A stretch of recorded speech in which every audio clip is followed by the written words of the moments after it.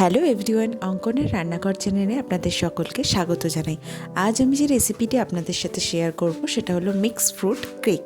এই রেসিপিটি তৈরি করার জন্য আমরা সব ড্রাই ফ্রুটসগুলো, তার সাথে একটা কমলা লেবুর রস পুরোটা নিয়ে আমরা মিক্স করে ওভারনাইট রেখে দিয়েছিলাম। এর মধ্যে যেমন আছে টুটি ফুটি, কাজু, নাটস, পেস্তা, আরও যত রকম ড্রাই ফ্রুটস আছে সেগুলো আমি এর সাথে মিশিয়ে ওভারনাইট সোক করার জন্য রেখে দিয়েছি।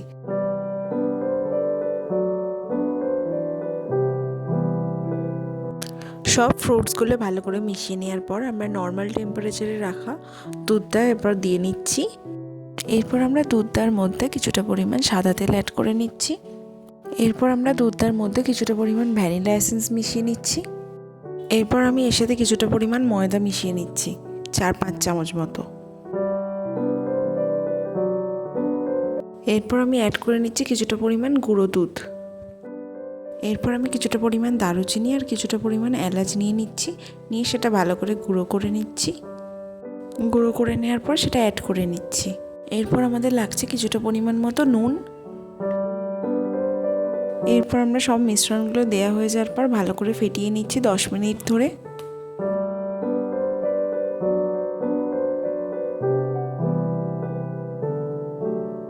এরপর আমরা এখন আগে ক্যারামেলটা বানিয়ে নিচ্ছি।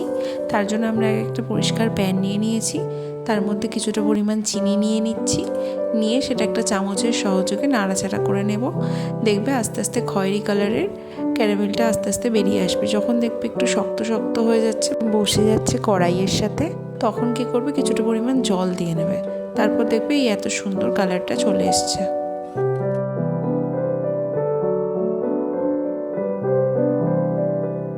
গ্যাসের ফ্লেমটা লোতে রেখেই দেখবে 2 মিনিট পর আস্তে আস্তে যখন ফুটে যাচ্ছে জিনিসটা, তখন গ্যাসের ফ্লেমটা বন্ধ করে নামিয়ে নেবে। এরপর আমাদের আগে থেকে যে মিশ্রণটা তৈরি করা হয়েছিল, সেই মিশ্রণটার সাথে এই যে ক্যারামেলটা বানানো হলো সেটা মিশিয়ে নিচ্ছি। সব মিশ্রণগুলো দিয়ে দেওয়ার পর আমরা ভালো করে ফেটিয়ে নিচ্ছি 4-5 মিনিট ধরে, যতক্ষণ না মিক্সটা ঘন হচ্ছে ততক্ষণ পর্যন্ত। মিশ্রণটি ভালো করে ফেটিয়ে নেওয়ার পর আমরা এর সাথে অ্যাড করে নিচ্ছি মিক্স যে ড্রাই ফ্রুটটা ওভারনাইট সোক করে রেখেছিলাম সেটা, যার মধ্যে আছে আলমন্ড, নাটস, টুটি ফুটি, ব্ল্যাকবেরি, তারপরে আর পেস্তা, কাজু, কিশমিশ, আরও অনেক কিছু আছে। এগুলো দিয়ে ভালো করে মিশিয়ে নিচ্ছি।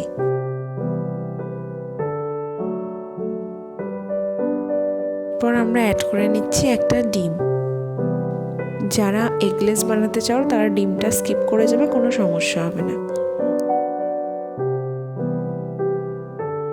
যেহেতু ডিমটা অ্যাড করেছি সেই জন্য আমরা ভালো করে আবার ফেটিয়ে নিচ্ছি।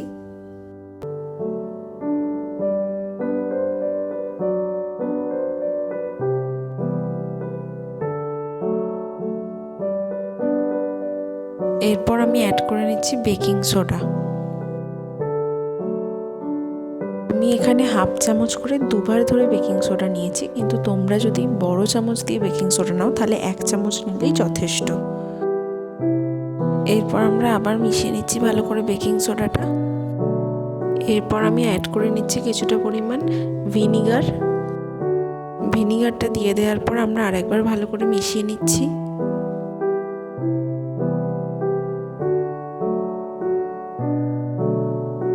তোমরা দেখতেই পাচ্ছ ব্যাটারটা কত সুন্দর কালার চলে এসছে এবং কত সুন্দর হয়েছে। এরপর আমি মোমোর যে প্যানটা হয় সেটা গরম করতে বসিয়ে দিয়েছি। এরপর আমি কেকের মোল্ডটার মধ্যে ভালো করে বাটার ব্রাশ করে নিয়েছি। এরপর আমি কেকের মোল্ডটার মধ্যে একটা পেপার অ্যাড করে নিচ্ছি।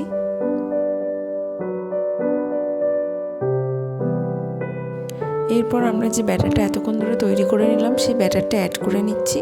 তবে একটা জিনিস খেয়াল রাখবে যে মোল্ডটা যেন ভর্তি করে তোমরা ব্যাটারটা ঢালবে না, অর্ধেকটা পরিমাণ ফাঁকা রেখে ঢালবে। এরপর আমি ব্যাটারটার মধ্যে অ্যাড করে নিচ্ছি কিছুটা পরিমাণ মোরব্বা, কিছুটা পরিমাণ আমসত্ত্ব। এরপর আমরা অ্যাড করে নিচ্ছি কিছুটা পরিমাণ আলমন্ড। আর মোমো স্টিমটার ভেতরে একটা বিড়ে জাতীয় জিনিস রেখে দেবো, বা একটু স্ট্যান্ড জাতীয় উঁচু জাতীয় কোনো জিনিস তোমরা অ্যাড করে নিয়ে এর ভেতরে যে মোল্ডটায় আমরা এত কিছু ডেকোরেশন করে সাজালাম, এই মোল্ডটা এর মধ্যে দিয়ে দিলাম। কিন্তু খুব সাবধানে দেবে, যেহেতু এটা খুব গরম থাকে, সাঁড়াশির সাহায্যে দেওয়ার চেষ্টা করো। এরপর গ্যাসের ফ্লেমটি মিডিয়ামে রেখে 50 মিনিট মতো এইভাবেই রান্নাটা হতে দিয়ে দেবো। তোমাদের বোঝার সুবিধার জন্য আমি 30 মিনিটস পর একবার ওভেনটা খুলে দেখেছিলাম, এরকম সিচুয়েশানে আছে।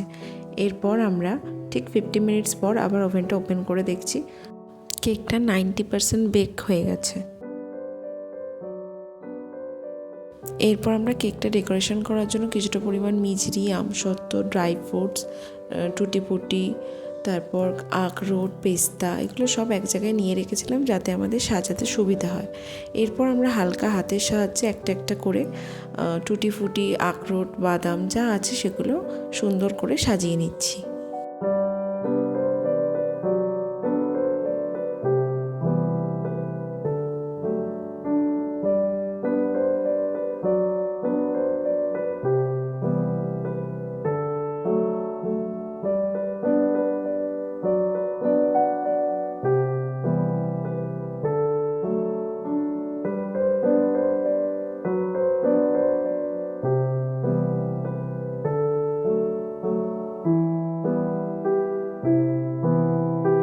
আমরা ডেকোরেশন করার সময় গ্যাসের ফ্লেমটি কমানো ছিল, আপনি চাইলে বন্ধ করে ডেকোরেশন করে আবার গ্যাস অনও করতে পারেন।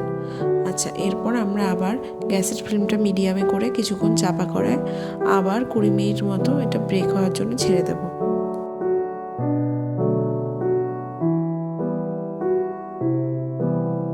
কুড়ি মিনিট পর গ্যাসের ফ্লেমটি অফ করে আমরা ঢাকনাটা খুলে আগে চেক করে নেবো একটা টুথপিকের সাহায্যে যে কেকটা পুরোপুরি বেক হয়েছে কিনা। আজকের রেসিপিটি রেডি, আলটিমেট ক্রিসমাস কেক और mix dry fruit cake. Thank you for watching.